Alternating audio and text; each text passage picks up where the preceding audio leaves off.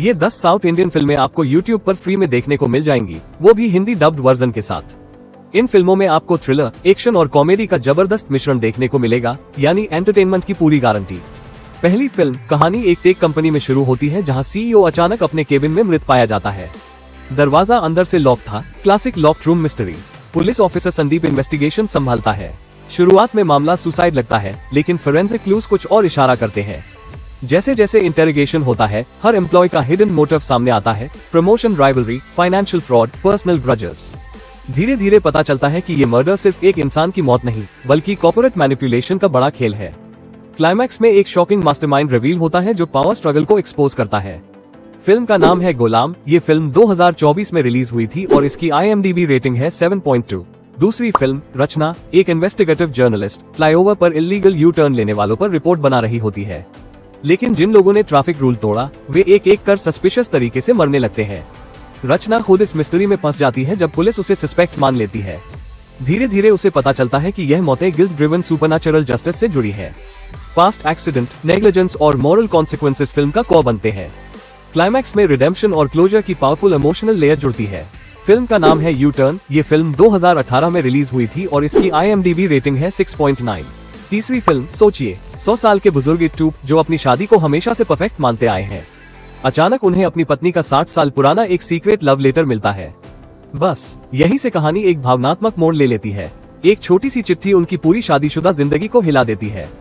It to के मन में सवाल उठने लगते हैं, क्या जिस रिश्ते को उन्होंने इतने सालों से सच्चा और मजबूत समझा, उसमें कोई छुपा हुआ सच था? क्या उनकी जिंदगी की नींव किसी झूठ पर टिकी थी?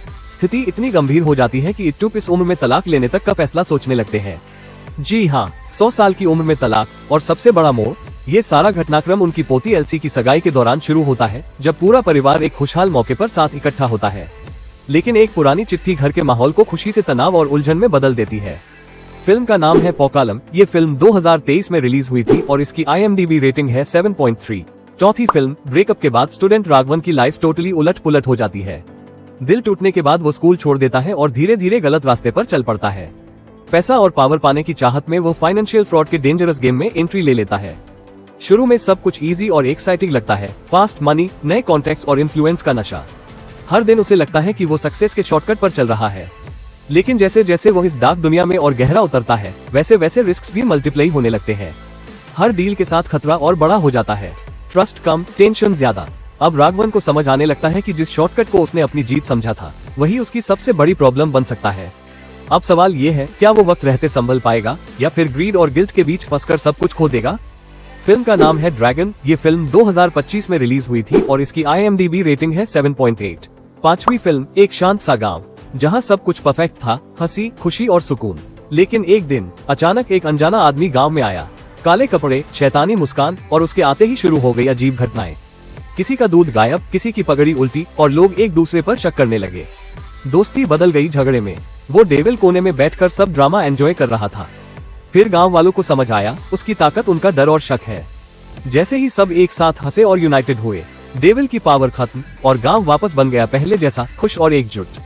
फिल्म का नाम है सू फ्रॉम सो। ये फिल्म 2025 में रिलीज हुई थी और इसकी IMDb रेटिंग है 7.6। छठी फिल्म, एक फेल्ड राइटर लाइव टीवी पर सुसाइड कर लेता है, लेकिन उसके बाद सीरियल मर्डर्स शुरू होते हैं। हर मर्डर से पहले किलर विक्टिम का नाम पब्लिक अनाउंस करता है। पुलिस ऑफिसर नैम भी रियलाइज करता है कि राइटर ने अपनी डेथ को स्क्रिप्टेड रिवेंज प्लॉट बनाया था। इन्वेस्टिगेशन साइकोलॉजिकल मेज में बदल जाती है। फाइनल रिवील मोरालिटी और फेम ऑब्सेशन पर स्ट्रॉन्ग कमेंट्री देता है। फिल्म का नाम है आर्यन। ये फिल्म 2025 में रिलीज हुई थी और इसकी IMDb रेटिंग है 6.3। सातवीं फिल्म एजेंट साई श्रीनिवास अपनी डिटेक्टिव एजेंसी चलाता है, लेकिन उसके पास सुझाने के लिए हार्डली कोई केस आते हैं। ज्यादातर टाइम वो छोटे मोटे काम करता रहता है और किसी बड़े केस का वेट करता है। फिर एक दिन उसे एक केस इन्वेस्टिगेट करने के लिए कहा जाता है। शुरू में सब सिंपल लगता है, लेकिन जैसे ही वो इन्वेस्टिगेशन शुरू करता है, उसे समझ आता है कि यह केस उसकी सोच से कहीं ज्यादा बड़ा और कॉम्प्लिकेटेड है। अब उसे रियलाइज होता है कि उसने जितना एक्सपेक्ट किया था, उससे कहीं ज्यादा उसके हाथ लग चुका है। फिल्म का नाम है एजेंट साई श्रीनिवास अट्रेया। ये फिल्म 2019 में रिलीज हुई थी और इसकी IMDb रेटिंग है 8.3।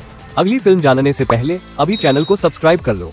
आठवीं फिल्म एक तेलुगु क्राइम थ्रिलर फिल्म है जो सस्पेंस और साइकोलॉजिकल ड्रामा से भरी हुई है। फिल्म की कहानी विक्रम नाम के एक इंटेलिजेंट लेकिन इमोशनली डिस्टर्ब पुलिस ऑफिसर के इर्द गिर्द घूमती है, जो होमिसाइड इंटरवेंशन टीम हिट का हिस्सा होता है। जब एक यंग लड़की के मिसिंग होने का केस उसके पास आता है तो इन्वेस्टिगेशन धीरे धीरे एक डार्क और कॉम्प्लेक्स मिस्ट्री में बदल जाती है।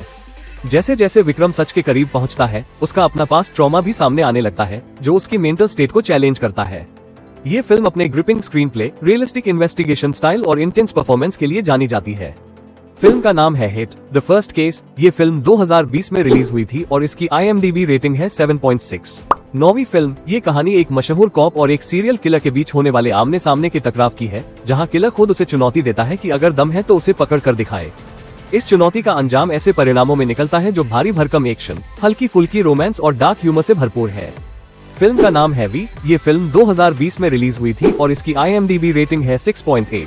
10वीं फिल्म। जब लेड बैक कॉप कृष्णा देव एक ग्रूसम मर्डर केस इन्वेस्टिगेट करता है तो शुरुआत में उसे लगता है कि यह एक नॉर्मल केस होगा, लेकिन जैसे जैसे वो क्लूज फॉलो करता है, केस और ज्यादा कॉम्प्लिकेटेड होता जाता है। हर नया एविडेंस केस को हाई कर देता है। जल्द ही उसे महसूस होता है कि खतरा सिर्फ केस तक सीमित नहीं है, बल्कि उसके घर के करीब आ चुका है। अब कृष्णा देव के लिए ये सिर्फ इन्वेस्टिगेशन नहीं, बल्कि वक्त के खिलाफ एक पर्सनल बैटल बन जाती है। फिल्म का नाम है हिट द सेकंड केस। ये फिल्म 2022 में रिलीज हुई थी और इसकी IMDb रेटिंग है 7.2। दोस्तों, ये थी 10 दमदार थ्रिलर और मिस्ट्री साउथ इंडियन मूवीज। अगर आपको चाहिए सिर्फ solid recommendations, no time pass, तो चैनल को सब्सक्राइब करना मत भूलना।